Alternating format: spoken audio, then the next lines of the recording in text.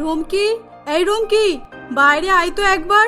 দেখ আমি তোর জন্য কি কিনে এনেছি। কই রে, শুনতে পাচ্ছিস না নাকি?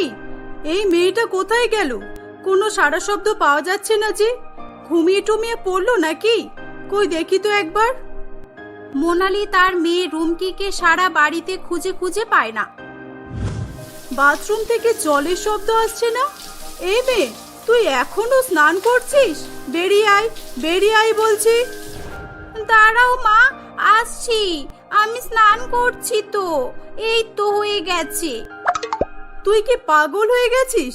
আমি সেই কখন মার্কেটে গেছিলাম, সেই তখন তুই স্নান করতে ঢুকেছিস দেখে গেলাম, আর তুই এখনো স্নান করেই যাচ্ছিস। 4 ঘন্টা ধরে কিসের স্নান করা? হ্যাঁ, কি করব বলো মা, কত গরম পড়েছে তো। স্নান করে যেই জামা পরতে যাচ্ছি তখনই সঙ্গে সঙ্গে ঘেমে যাচ্ছি। এত গরম কি সহ্য করা যায় বলো তো? না না, সহ্য করে যায় না তো। সূর্যের যত তাপ সব তোর মাথায় পড়ছে, তাই তো? ঠান্ডা যদি লেগেছে না, দেখিস 1 টাকারও আমি ওষুধ কিনে দেব না, বলে দিলাম। গরমকালে ঠান্ডা কি করে লাগবে মা? গরমে তোমার মাথা খারাপ হয়ে গেছে মনে হচ্ছে। কি গরম হচ্ছে। আর একবার স্নান করে আসবো মা? না, একদম না। 14 বার স্নান করার কি আছে? হ্যাঁ, স্নান একবারই করতে হয়, বুঝেছিস? এবার যদি বাথরুমে ঢুকেছিস, তোর চামড়া আমি তুলে দেব, বলে দিলাম। গরমের ছুটিতে বাচ্চাদের স্কুল ছুটি দেয়, আর আমাদের মাথা নষ্ট করে বাচ্চারা। রুমকি তার বাবা ও মায়ের সঙ্গে শহরে বাস করত। রুমকি একদমই গরম সহ্য করতে পারত না। গরমকাল পড়লেই তার বাড়ি বাড়ি স্নান করতে খুব ভালো লাগতো। একবার বাথরুমে ঢুকলে সে বেরোতেই চাইতো না। সে যখনই সুযোগ পেত তখনই স্নান করে নিত। রাতে তার বাবা বিপ্লব অফিস থেকে বাড়ি ফিরে এলে, কই সবাই কোথায়? আমি এসে গেছি। রুমকি মা, এই নাও, তোমার জন্য তরমুজ নিয়ে এসেছি। গরমে তরমুজ খাওয়া খুব ভালো, শরীরে জলের অভাব হবে না। এই নাও। না বাবা, আমার শরীরে এমনিও জলের অভাব হবে না। আমি আজকে অনেকক্ষণ ধরে স্নান করেছি। আমার তরমুজ খেতে ভালো লাগে না। আমার জন্য আইসক্রিম নিয়ে আসবে, ঠিক আছে? পাগলি মেয়ে একটা। ঠিক আছে, কালকে নিয়ে আসবো। মোনালি, খুব গরম হচ্ছে, ঘামে আমার শার্ট প্যান্ট সব ভিজে গেল। তুমি টাওয়েলটা নিয়ে এসো, দেখি স্নান করে নেই, না হলে গরমে থাকা যাবে না। হ্যাঁ, তুমি বাথরুমে যাও, আমি আনছি। বাবা বাবা, আমিও তোমার সঙ্গে স্নান করব। আমারও খুব গরম হচ্ছে। না, একদম না। দুপুরে 4 ঘন্টা ধরে স্নান করে হলো না তোর? কতবার স্নান করতে হয়? হ্যাঁ, কেন? বাবাও তো সকালে স্নান করেছিল। বাবা আবার স্নান করবে কেন তাহলে? বাবার গরম লাগে, আর আমার কি গরম লাগতে পারে না? আমি কি মানুষ নই বলো? আমিও স্নান করব। আরে আরে, এতে কান্নার কি আছে? দূর বাবা, বাড়ি এসে সব ভালো লাগে না। আচ্ছা আয় আয়, দেখি আমার সঙ্গে আয়। বেশিক্ষণ জলের মধ্যে রাখবে না ওকে, বলে দিলাম। গরমকালটা এলেও যেন বিপদ শুরু হয়। স্নান ছাড়া কিছুই বোঝে না। রুমকি এভাবেই গরমকালে স্নান করার জন্য জেদ করত। বেশ কয়েকদিন কেটে যায়। একদিন মোনালি বিপ্লবকে বলে, কি গো, কদিন ধরে বলছি চলো না কোথাও থেকে ঘুরে আসি। গরমে আর ভালো লাগছে না গো। যত গরম কি আমাদের এখানেই পড়েছে নাকি বলো তো? কি সুন্দর সবাই ঠান্ডা জায়গায় ঘুরতে যাচ্ছে ছুটিতে। বাবা বাবা, আমি বলবো কোথায় যাব আমরা? চলো না বাবা, আমরা সবাই মিলে একটা সুইমিং পুলে যাই, অথবা কোনো ওয়াটার পার্কে যাই। তাহলে আমরা সারাদিন স্নান করতে পারবো, আমাদের আর গরমও লাগবে না। আচ্ছা, এক কাজ করি, চলো আমার বন্ধু বিজয়ের বাড়ি থেকে ঘুরে আসি। ওর বাড়ি দোরাবপুর গ্রামে, ও কদিন ধরেই যেতে বলছে। তোমার বন্ধুর বাড়ি বুঝি গরম নেই? আমি ঠান্ডা জায়গায় যাওয়ার কথা বলেছি। আরে আরে, বলতে দেবে তো? ওদের বাড়ি গ্রামে তো, গ্রাম মানেই সবুজ গাছপালা ভর্তি। আহা, একদম ঠান্ডা আবহাওয়া, আর ঠান্ডা বাতাস সারা দিন বইতেই থাকে। পাশেই আবার নদীও আছে। আমাদের শহরের মতো ওখানে এত গরম নেই, বুঝেছো? বাবা, ওখানে সুইমিং পুল আছে তো বাবা? হ্যাঁ হ্যাঁ আছে, সব আছে। পরের দিনই বিপ্লব তার পরিবারকে নিয়ে তার বন্ধুর বাড়িতে গিয়ে উপস্থিত হয়। জায়গাটা সত্যি সত্যি অত্যন্ত গ্রামীণ এলাকা ছিল। চারিদিকে গাছপালা ভর্তি থাকায় সত্যি সত্যি শহরের তুলনায় সেখানে গরম অনেকটাই কম ছিল। বিপ্লবের বন্ধু বিজয় তার ওয়াইফ মধুমিতা এবং এক ছেলে সুজয়ের সঙ্গে বাস করত। তারা সকলে মিলে বিপ্লবদের অনেক সেবা যত্ন করে। খাও না, বসে আছো কেন তোমরা? রুমকি, তুমি খাচ্ছ না কেন? কি হয়েছে তোমার? আমার খুব গরম হচ্ছে, আমি স্নান করব। আহারে, বাচ্চাটা অত রাস্তা জার্নি করে এসেছে তাই গরম হচ্ছে। এসো, আমার সঙ্গে এসো, আমি বাইরের কল থেকে জল তুলে এনে দিচ্ছি, তুমি স্নান করে নেবে। এসো এসো। কি হলো, যাও কাকিমার সঙ্গে যাও, গিয়ে স্নান করে এসে খেয়ে নেবে। খাওয়া বাদ দিয়ে শুধু স্নান করছে, দেখেছো? মধুমিতা বাইরের টিউবওয়েল থেকে রুমকির জন্য 2 বালতি জল এনে দেয়। এই নাও রুমকি, স্নান করে নাও। তুমি একা পারবে নাকি আমি জল ঢেলে দেব? না, আমাকে বাথরুমে নিয়ে চলো। তোমাদের স্নান করার জন্য বাথট্যাব নেই, আর তোমাদের জলের কল এমন কেন? আমাদের তো আলাদা। হ্যাঁ রুমকি, আমাদের এদিকে এমন টিউবওয়েলই আছে। তোমাদের শহর তো, তোমরা তো অনেক বড় লোক, আর আমরা গরিব মানুষ, আমাদের অনেক কষ্ট করে জল তুলতে হয়। ও বুঝলাম, আমার এই 2 বালতি জল দিয়ে স্নান করা হবে না, আমার অনেক জল লাগবে, আরো জল এনে দাও আমাকে। ওরে বাবা, আরো লাগবে? ঠিক আছে, তুমি এই জল দিয়ে আগে স্নান করো, না হলে আমি আবার জল এনে দেব। রুমকি 2 বালতি জল গায়ে ঢেলে নিয়ে আবার মধুমিতাকে জল আনতে পাঠায়। এভাবেই আর এক বালতি করতে করতে 15 বালতি জল দিয়ে স্নান করার পরও রুমকি আরো জল এনে দিতে বলে।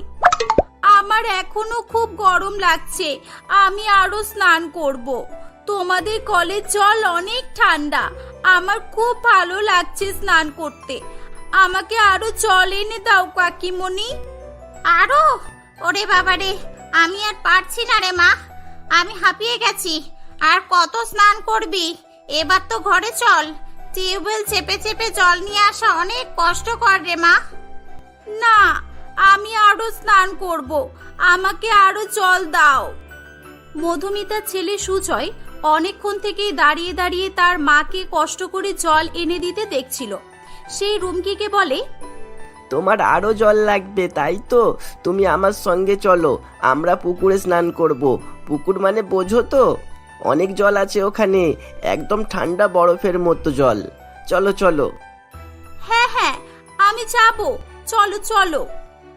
সুজয়, তাড়াতাড়ি চলে আসিস, বেশি দেরি করিস না, এই মেয়েটা অলরেডি অনেক স্নান করে ফেলেছে। সুজয় রুমকিকে নিয়ে পুকুরে স্নান করতে চলে যায়, যেখানে আগে থেকেই অনেক বাচ্চারা স্নান করছিল। ওয়াও, কি সুন্দর পুকুর! এই আমি নামবো পুকুরে? না না, তুই ডুবে যাবি, নামিস না, পুকুরটা অনেক গভীর, ডুবে যাবি তুই। এখানে বসে বসে স্নান কর। না, ডুবে যাব না, আমি তো সাঁতার কাটতে পারি। আমি তো বাবা মায়ের সঙ্গে সুইমিং পুলে স্নান করতে চাই। এই বলে রুমকি পুকুরে ঝাঁপ দেয়। পুকুরের ঠান্ডা জলে স্নান করতে তার খুবই ভালো লাগছিল। অনেকক্ষণ হয়ে যায়, তবুও তার স্নান করা শেষ হচ্ছিল না।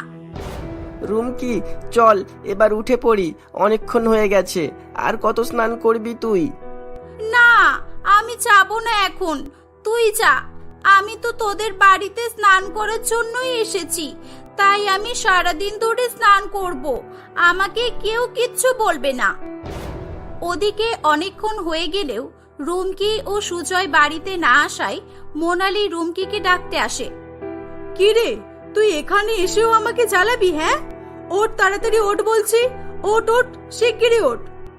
মা, দাঁড়াও না আর একটুখানি, খুব গরম হচ্ছে তো, আর 5 মিনিট দাঁড়াও প্লিজ, আর 5 মিনিট।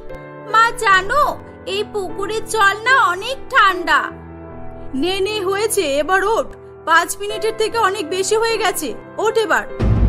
মা, আর একটু প্লিজ মা, আর একটু। আমি কিন্তু এবার ঢিল ছুঁড়ে মারবো বলে দিলাম, একেবারে মাথা ফাটিয়ে দেবো তোর। তখন থেকে বলছি ওঠ ওঠ ওঠ, আমাকে যদি পুকুরে নামতে হয় না, দেখিস তোর কি হাল করি আমি। মোনালি অনেক বকাবকি করলে রুমকি ভয়ে ভয়ে পুকুর থেকে উঠে আসে এবং মোনালি তাকে খুব মারধর করে। তারা ওখানে যেই কদিন ছিল রুমকি সবসময় শুধু পুকুরে স্নান করার জন্য কান্নাকাটি করত। বাধ্য হয়ে 3 দিন পর বিপ্লব তাদেরকে নিয়ে বাড়িতে ফিরে আসে। দেখতে দেখতে রুমকি বড় হয়ে ওঠে। এখনো সে ছোটবেলার মতোই গরমকালে স্নান করতে খুবই ভালোবাসতো। বহু বছর পর আবার একদিন বিপ্লব তার পরিবারকে নিয়ে তার বন্ধুর বাড়ি যাবে বলে ঠিক করে। রেডি হয়ে গেছো তোমরা? রুমকি, এত ছোট জামা পরলি কেন তুই? ওটা গ্রাম, শহর নয়, সবাই খারাপ বলবে তো। আরে কিছু হবে না, চলো না। শহরের মেয়েকে গ্রামে যেতে হলে কি আবার গ্রামের মেয়ে সাজতে হবে? ঠিক আছে মা, চল তো তুই। তারা পরের দিনই দরাবপুর গ্রামে পৌঁছে যায়। সেই পুকুরটা দেখে রুমকির ছোটবেলার কথা মনে পড়ে যায়। বিজয়দের বাড়িতে গিয়েই রুমকি কাউকে কিছু না বলেই স্নান করার জন্য অনেক ছোট ড্রেস পরে পুকুরে চলে আসে। অত ছোট জামা পরে তাকে স্নান করতে দেখে আশেপাশের সকলেই খুব অবাক হয়। এখানে মনে হয় কোনো শুটিং চলছে। এরকম ড্রেস পরে তো হিরোইনরা ফিল্মে স্নান করে। এই ভিডিও কর, ভিডিও কর। এই মেয়েটার তো একটু লজ্জা নেই দেখছি। কি বাজে জামা পরে স্নান করছে রে বাবা। ইস, কি নোংরা, কি নোংরা। জামাটা না পরলেই তো পারতো। শুধু শুধু ওইটুকু জামা পরে কি লাভটাই না হচ্ছে। সকলেই রুমকিকে নিয়ে আলোচনা করছিল। আস্তে আস্তে এক এক করে সবাই রুমকির ভিডিও করতে শুরু করে। কিছুক্ষণের মধ্যেই ওখানে অনেক লোকের ভিড় জমে যায়। এসব কি হচ্ছে? সবাই আমার ভিডিও করছে কেন? আমি তো কিছুই বুঝতে পারছি না। Help, help, please help. এই তোমরা কি করছো? যাও এখান থেকে, সরো। ভিড়ের মধ্যে থেকে একটা ইয়ং ছেলে বেরিয়ে আসে। এই সবাই সরো সরো সরো, এখান থেকে সাইড দাও। এই ওঠো ওঠো, তোমার কোনো ভয় নেই, আমি আছি। এই নাও আমার শার্টটা পরে নাও। এটা গ্রাম, এখানে শহরের মতো আচরণ করলে লোকজন তো এমন করবেই। রুমকি রুমকি ছেলেটির শার্ট পরার পর বলে, তুমি আমার নাম জানলে কি করে? কে তুমি? আমি সুজয়, মনে আছে নাকি ভুলে গেলে? ও, তুমি সুজয়। থ্যাংক ইউ আমাকে এখান থেকে উদ্ধার করার জন্য। আমারই ভুল ছিল। আমি সুইমিং পুল ভেবে নিয়েছিলাম পুকুরটাকে। আমি আর স্নান করা নিয়ে পাগলামি করব না কখনো। রুমকিকে নিয়ে সুজয় তাদের বাড়িতে চলে আসে। কয়েকদিনের মধ্যেই রুমকি ও সুজয় একে অপরকে পছন্দ করে ফেলে এবং দুই পরিবারের সহমতে তাদের দুজনের বিয়ে হয়ে যায়। বিয়ের পর রুমকি আর শহরে ফিরে যায় না, সে গ্রামেই থেকে যায়। কলকাতা শহরে পুরানো বাজার নামে একটি বাজার ছিল। ওই বাজারে লঙ্কা ও পেঁয়াজ ছাড়া অন্য কোনো সবজি বিক্রি হতো না। শুভ্রা নামে একটি খুব গরিব মেয়ে ওই বাজারে অন্যান্য দোকানদারদের সঙ্গে লঙ্কা ও পেঁয়াজ বিক্রি করে দিন কাটাতো। রোজ সকালে লরি করে মাল আসলে সে ভোরবেলা উঠে সবার আগে ফ্রেশ কাঁচা লঙ্কার বস্তা কাঁধে করে এনে বাজারে সাজিয়ে বসে পড়ে। তাকে দেখে বাজার মালিক বিমল বাবু খুব অবাক হয়। শুভ্রা, তুই তো দেখছি একটা মেয়ে মানুষ হয়েও বেটা ছেলেদের মতো কাঁধে করে বস্তা নামাস। হ্যাঁ রে, বলি তোর কষ্ট হয় না? কষ্ট হলে কি করব বলো? গরিব হয়ে জন্মেছি, খেটে তো খেতেই হবে। তোমার যখন অতই দরদ, আমার হয়ে একটু বস্তা তো নামিয়ে দিতে পারো। তোর তো মুখ ভালোই বেড়েছে, আমায় বলছিস বস্তা নামাতে? যা ভাগ এখান থেকে। আমার তো আর খেয়ে দিয়ে কাজ নেই, ওনার পেঁয়াজ লঙ্কার বস্তা আমি নামাতে যাব। এই বলে বিমল বাবু সেখান থেকে চলে যায়। শুভ্রা লঙ্কা পেঁয়াজ বিক্রি করতে শুরু করে দেয়। লঙ্কা 20 টাকা কিলো, পেঁয়াজ 50 টাকা কিলো। লঙ্কা 20, পেঁয়াজ 50, লঙ্কা 20, পেঁয়াজ 50, লঙ্কা 20, পেঁয়াজ 50। কিছুদিন এভাবেই কেটে যায়। একদিন শহরের সবথেকে বড় শপিং মলের মালিক ঋত্বিক বাবু বিমল বাবুর সঙ্গে দেখা করতে আসে। এ কি সৌভাগ্য আমার, আভানি মলের মালিক আমার সাথে দেখা করতে এসেছে। বসুন বসুন স্যার, কি খাবেন, চা না coffee? No no thank you, আমি আপনার সাথে বিজনেসের ব্যাপারে কথা বলতে এসেছি আর কি। বিজনেসের কথা শুনে বিমল বাবু খুব খুশি হয়ে যায়। আপনার পুরানো বাজারে আমি একটা বড় শপিং মল ওপেন করতে চাই। আপনার যত টাকা লাগবে আমি দিয়ে দেব। আর আমি জানি যে বাজারওয়ালারা এতটাই গরিব যে ওদের একটু টাকা খাওয়ালেই ওরা রাজি হয়ে যাবে। কিন্তু মানে বলছি যে ওরা যদি রাজি না হয় স্যার। আপনি রাজি করান। এমনিও এখন আর কেউ বাজারে গিয়ে নোংরা জিনিস কেনে না, সবাই শপিং মলে যেতে পছন্দ করে। ঋত্বিক বাবু বিমল বাবুকে মোটা টাকা অ্যাডভান্স করে দিয়ে চলে যায়। বিমল বাবু সমস্ত দোকানদারদের অল্প অল্প টাকার বিনিময়ে বাজার ছেড়ে উঠে যাওয়ার কথা বলে। তাদের মধ্যে বেশ কিছু দোকানদার রাজি হয়ে যায়, কিন্তু শুভ্রা এবং আরো কয়েকজন বিরোধিতা করে বলে যে আমরা কেউ এত কম টাকায় বাজারে লঙ্কা পেঁয়াজ বিক্রি ছেড়ে উঠে যেতে পারবো না। আমাদের পেটের ভাত মারার চেষ্টা করবে না বিমলদা। শোন শুভ্রা, বেশি ফরফর করিস না, উনি অনেক বড় লোক, বাজার নিয়েই ছাড়বে। তোরা যদি ভালোই ভালোই রাজি হস তো কিছু টাকা পাবি, আর না হলে আমি নিজেই তোদের লঙ্কা পেঁয়াজের বিক্রি বন্ধ করিয়ে দেব, বলে দিলাম। শুভ্রা এবং বাকি দোকানদাররা অনেক অনুনয় বিনয় করে, কিন্তু বিমল বাবু কোনো কথাই শুনতে চায় না। সে রাগ দেখিয়ে সেখান থেকে চলে যায়। বিমল বাবু কিছু লোককে দিয়ে পুরানো বাজারের দোকানগুলো ভাঙচুর করতে শুরু করে। সবাই অনেক রেগে গিয়ে লঙ্কা পেঁয়াজের ঝুড়ি নিয়ে বাজারে বসে বিরোধিতা করতে থাকে। আমাদের দাবি মানতে হবে, মানতে হবে। লঙ্কা পেঁয়াজ বিক্রি করতে দিতেই হবে, দিতেই হবে। শপিং মল তৈরি হতে দেব না, দেব না, কিছুতেই দেব না। বিমল বাবু ঋত্বিক বাবুকে ফোন করে শুভ্রাদের বিক্ষোভের কথা জানায়। ওই যে মেয়েটার কথা বললেন, কি নাম জানো? Shubhra. Yes yes, Shubhra. Okay বলুন আমার অফিসে এসে দেখা করতে। I want to talk to her. Shubhra Ritwik বাবুর অফিসে তার সঙ্গে দেখা করতে যেতে রাজি হয়ে যায়। দেখিস মা, বড়বাবুকে গিয়ে আমাদের গরিবের দুর্দশার কথাটা ভালো করে বলিস। সারা জীবন এখানে লঙ্কা পেঁয়াজ বিক্রি করে জীবন কেটে গেল, এখন বাজার থেকে উঠিয়ে দিলে কোথায় যাব আমরা? তুমি চিন্তা করো না মাসি, বাজার আমি কিছুতেই হাতছাড়া করব না। শুভ্রা ঋত্বিক বাবুর অফিসে দেখা করতে চায়। বাবু আসতে পারি? Miss Shubhra, I am right. আসুন, বসুন। আপনি আমার সঙ্গে দেখা করতে চেয়েছিলেন? দেখা তো করতেই হবে, কারণ শপিং মল বানানোর পথে আপনিই একমাত্র কাঁটা। আমি কিছুতেই বাজারে আপনাকে মল বানাতে দেব না। আমরা সবাই খুব কষ্ট করে লঙ্কা পেঁয়াজ বিক্রি করে দিন কাটাই, আর সেখানে মল বানানো হলে আমরা খাবো কি? আপনাদের মতো ভিখিরিদের এটাই সমস্যা। বড়লোক দেখলেই সেন্টিমেন্টে ঘা মারা শুরু করে দেন। কত টাকা লাগবে বলুন আপনার? অনেক টাকা দেব, আর বাকি যত ভিখিরি বাজারওয়ালা আছে তাদেরও রাজি করান। আমাদের কোনো টাকা চাই না বাবু। টাকার লোভ দেখিয়ে আপনার কোনো লাভ হবে না। আপনি নিতান্তই অভদ্র একটা লোক, কোনো মনুষ্যত্ব নেই আপনার। তবে হ্যাঁ, আমরা একটা শর্তেই রাজি হতে পারি। আপনার শপিং মলে আমাদের লঙ্কা পেঁয়াজ বিক্রি করার জায়গা করে দিতে হবে। What are you mad? আমি আমার মাল্টিন্যাশনাল মলে আপনাদের মতো গরিবদের লঙ্কা পেঁয়াজ বিক্রি করতে দেব না। Get out from here. Shubhra সেখান থেকে চলে যায়। মিস শুভ্রা, আপনার খুব ডাট তাই না? আমিও সোজা আঙুলে ঘি না উঠলে আঙুল বেঁকাতে জানি, বলে দিলাম। ঋত্বিক বাবু বিমল বাবুকে অনেক টাকা খাইয়ে লঙ্কা পেঁয়াজের গোডাউনে আগুন লাগাতে বলে। একদিন রাতে পুরানো বাজারের সমস্ত দোকানদাররা ঘুমিয়েছিল। তখন বিমল বাবু লঙ্কা পেঁয়াজের গুদামে আগুন লাগিয়ে দিয়ে পালিয়ে যায়। সবার এত আগুনের ধোঁয়ায় শ্বাসকষ্ট হতে শুরু করে। এত আগুন কি করে লাগলো? সব পেঁয়াজ লঙ্কা পুড়ে ছাই হয়ে যাচ্ছে। কে কোথায় আছো? জল আনো, দমকলকে জানাও দয়া করে। আমাদের সব লঙ্কা পেঁয়াজ শেষ হয়ে গেল। আস্তে আস্তে আগুন আরো ছড়িয়ে পড়তে থাকে।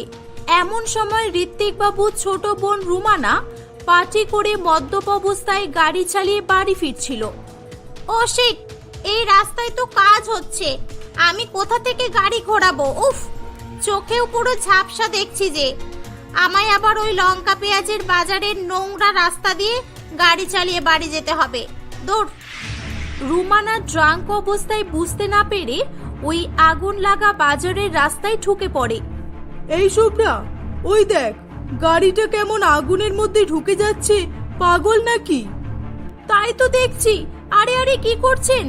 আগুন লেগে গেছে, ওখানে গাড়ি নিয়ে যাবেন না। থামুন, থামুন বলছি। রুমানা কিছু না শুনে গাড়ি নিয়ে আগুনের মধ্যে ঢুকে পড়ে। ও মাই গড, এত এত আগুন! Help, help, please help! কেউ আমায় বাঁচাও, বাঁচাও, বাঁচাও আমাকে! সে গাড়ি থেকে নেমে ঠিক করে হাঁটতেও পারছিল না। তার জামায় আগুন লেগে যায়। সে খুব চিৎকার করতে থাকে। শুভ্রা তার চিৎকার শুনে কোনো কিছু পরোয়া না করে নিজের গায়ে একটি কম্বল জড়িয়ে নেয় এবং আগুন লেগে যাওয়া গুদামের মধ্যে ঝাঁপিয়ে পড়ে। রুমানাকে বাঁচানোর জন্য সে কম্বলটা তার গায়ে জড়িয়ে দিয়ে তাকে কোনো মতে টেনে হিঁচড়ে বাইরে নিয়ে আসে। কিছু হবে না দিদিমণি, তুমি কোনো চিন্তা করো না, কিছু হবে না তোমার। রুমানা শ্বাসকষ্টে অজ্ঞান হয়ে যায়। তার হাত পা কিছুটা পুড়ে গিয়েছিল। দমকল ও পুলিশের গাড়ি এসে আগুন নেভানোর চেষ্টা করে। শুভ্রা পুলিশের সাহায্য নিয়ে রুমানাকে হসপিটালে ভর্তি করে। ঋত্বিক বাবু খবর পাওয়া মাত্রই কাঁদতে কাঁদতে হসপিটালে দৌড়ে আসে। ডক্টর, আমার বোন কেমন আছে? ও বাঁচবে তো ডাক্তারবাবু? ভয়ের কিছু নেই। উনি আসলে খুব ড্রিঙ্ক করেছিলেন। ওনার হাত ও পা কিছুটা পুড়ে গেছে। আমি ড্রেসিং করে দিয়েছি। ভাগ্যিস এই মেয়েটি সময় মতো আপনার বোনকে জ্বলন্ত আগুন থেকে বাঁচিয়েছেন, না হলে হয়তো উনি মারাই যেতেন।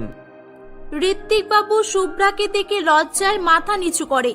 সে তার ভুলের জন্য মনে মনে অনেক আফসোস করে। সব আমার জন্য হয়েছে, আমার সব দোষ। আমি যদি বিমলকে দিয়ে লঙ্কা পেঁয়াজের গোডাউনে আগুন না লাগাতাম তাহলে আজ এত কিছু হতো না। প্লিজ ম্যাডাম, আমায় ক্ষমা করে দিন।